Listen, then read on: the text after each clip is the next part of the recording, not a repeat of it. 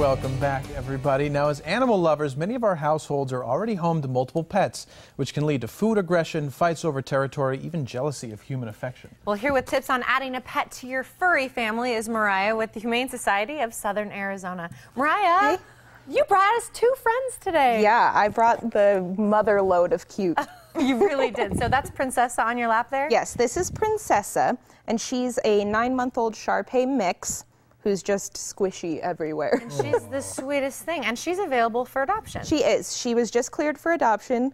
If you can't find her, it's because she's in my office. So you can just come by my area, and that's where she'll be. She just hangs out with you all day? Yeah, this is what she does. What a cutie. And who do I have here next to me? This is Sergeant, who is only 9 weeks old.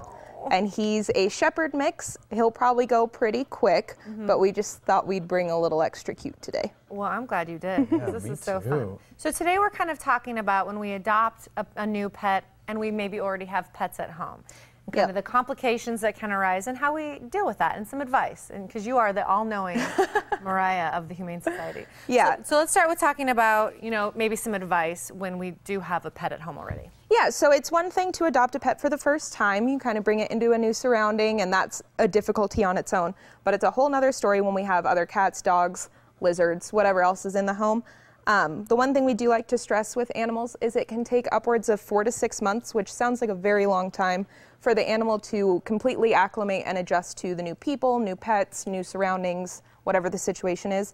And if you think about it, for them, it's really not that long. That's 6 months for their whole life to be completely different. New people they've never met before, new bedtime routine, different food, everything's completely new.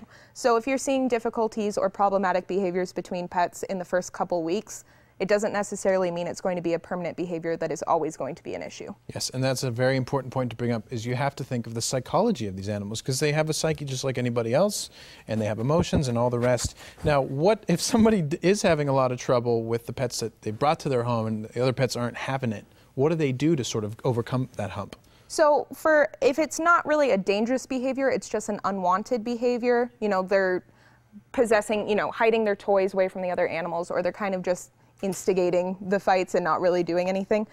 There are tons of articles on our website and just out there in general about basic obedience training, introducing pets to the new home, everything like that. But if it is a dangerous behavior, you're fearing that one of them is going to get injured, they're going to hurt kids in the home, they're hurting you, consult a professional trainer immediately and start getting into those courses where they can mediate the issues between the animals. That's really good advice.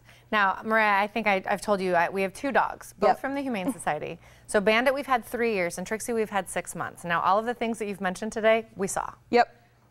So yeah, Bandit would hide the toys from Trixie. Trixie did some chewing up some stuff, and somebody at the Humane Society actually recommended that we get chew toys. Get something that she's really interested in, so that maybe she will chew that instead of furniture and shoes like she was doing.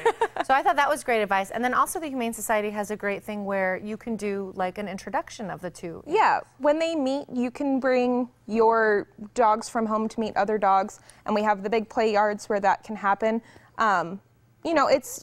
It's a good training method, and it's a good way to see if it's going to work, but it doesn't necessarily mean the behaviors you see in that yard are going to be all the time. If they are just sniffing each other and a little nervous around each other, they're not always going to be nervous. If they're great and they're loving each other, it doesn't mean that there aren't going to be problems down the road. We just want to make sure everyone's prepared, and we want to make sure that we're giving them a fair chance. We see a lot of pets returned 3 to 4 weeks after they're adopted, before they've even begun adjusting to that new home, and now they're coming back to the shelter and going to have to adjust to a new home after that.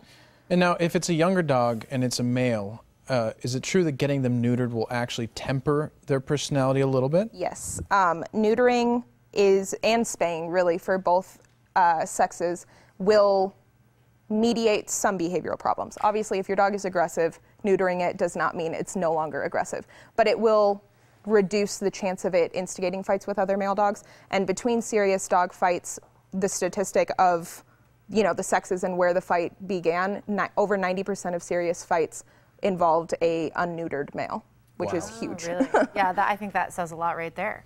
Now, before we let you go, Mariah, do we have any specials or events coming up that we need to know about? Yes, we are doing a huge adoption special right now. All pets 6 months and up, all pets, cats and dogs, we have a couple rats if you're really interested in that, are 50% off, and that's at all of our locations. So PetSmart, La Encantada, Park Place, and Main Campus. And really, really quick, the Golf Classic. Golf Classic. You can check it out online. It's going to be a huge event, lots of fun. Registration ends September 7th, and the Golf Classic is September 13th. Perfect. Mariah, it's so good to have you here. Yeah. And thanks for bringing the puppies. I know, so fun. We'll see you next week. And like she said, registration for the Golf Classic ends on September 7th, and the event itself will take place September 13th. For more information, just log on to hssaz.org or give them a call at 321-3704.